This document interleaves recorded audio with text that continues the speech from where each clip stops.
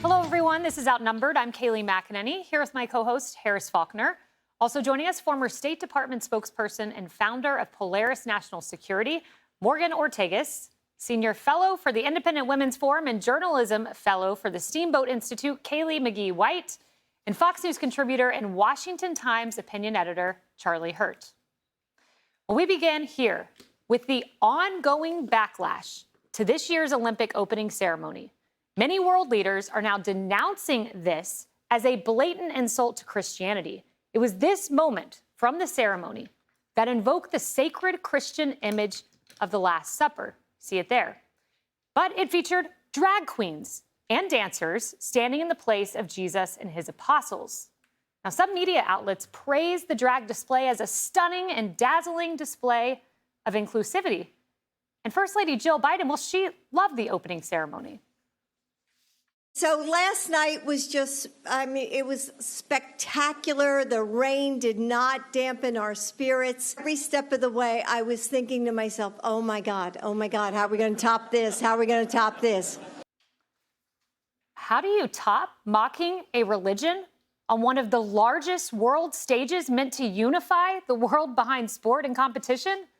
There are 2.4 billion Christians in the world, and the Olympics appears to have chosen mockery. Now let that sink in. Some leaders around the world, though, far from a sufficient number, are calling out the International Olympic Committee, and a big-name tech company is pulling their support for the Games. And official videos of the performance are being taken down from social media. Too little, too late.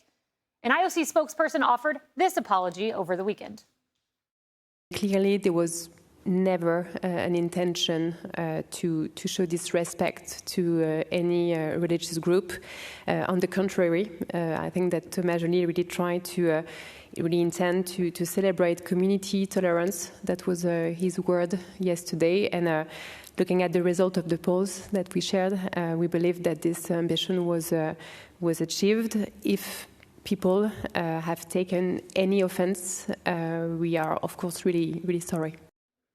And one American bishop is going viral for his reaction. He believes Christianity is being targeted. France felt evidently, as it's trying to put its best cultural foot forward, the right thing to do is to mock this very central moment in Christianity where Jesus, at his Last Supper, gives his body and blood in anticipation of the cross. And so it's presented, though, as this gross, sort of flippant mockery. Would they ever have dared mock Islam in a similar way? Would they ever have dreamed of mocking in this gross, public way a scene from the Quran? As I say, we all know the answer to that. I think, folks, what's interesting here is this deeply secularist postmodern society knows who its enemy is. They're naming it, and we should believe them. You know, Charlie, the IOC claims this was not their intent, but I do want to put up an image of the depiction of the Last Supper next to what we saw in the opening ceremony and let viewers decide for themselves. Charlie Hurt. You know, and also the woman that's in the middle of that picture there on the top also tweeted out this the comparison between the two. So you can't tell me that it was not intentional. It was clearly intentional, and it's truly disgusting. But the other thing is, you're talking about the cradle of some of the most beautiful art in the world, and it's so ugly. The whole thing is so unattractive, and you have all of these wonderful athletes from all around the world who are there, and the whole purpose of the Olympics is to display unity and to have a place where the greatest athletes compete on a track field instead of on a battlefield, and these people just want to show their behinds and act like, and the display you wind up with is something that is not beautiful. It is ridiculous. And then to boot, it's also really offensive to Christians. And, it wasn't just this, because, look, this was the most appalling thing, without a doubt. And Christians should be deeply offended. Tim Scott tweeted out about this, Mike Johnson, Marco Rubio, many others.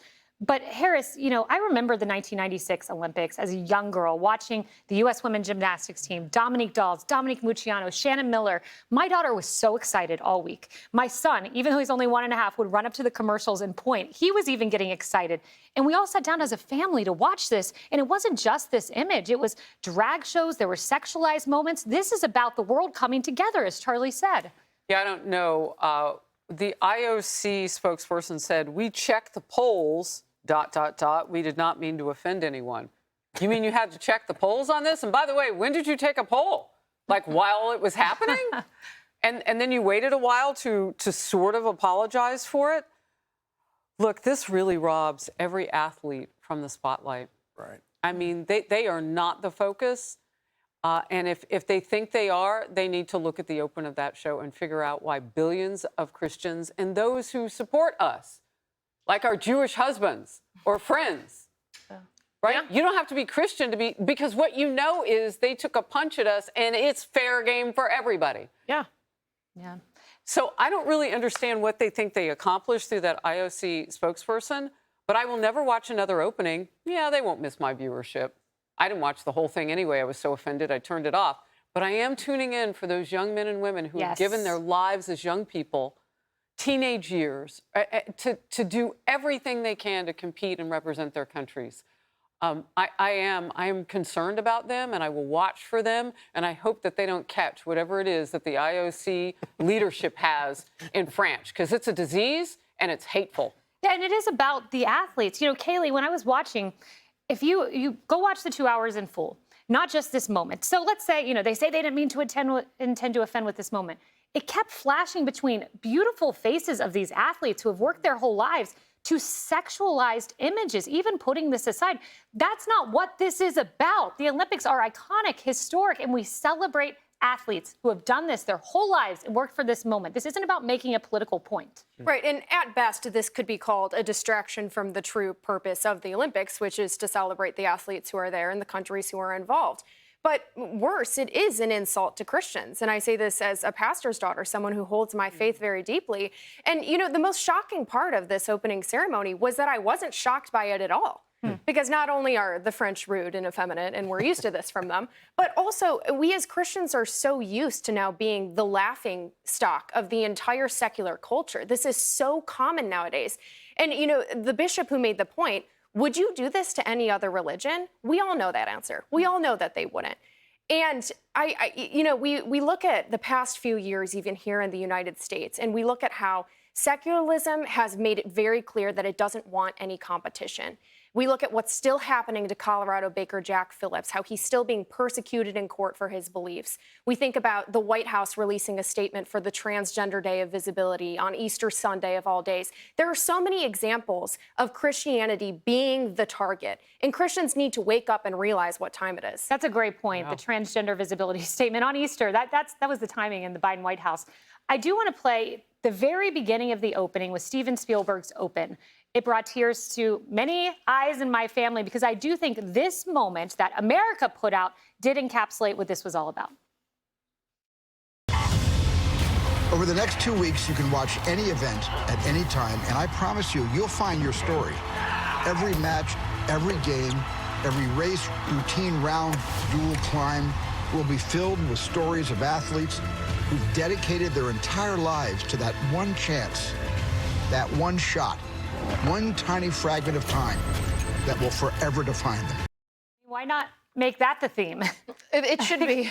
We should be playing that because, as you all said, that's what it's about. It's about the athletes, and it should be. I mean, I can't imagine not only the physicality that goes into it, but also the mental toughness that it takes to make it at this level. It's a whole being.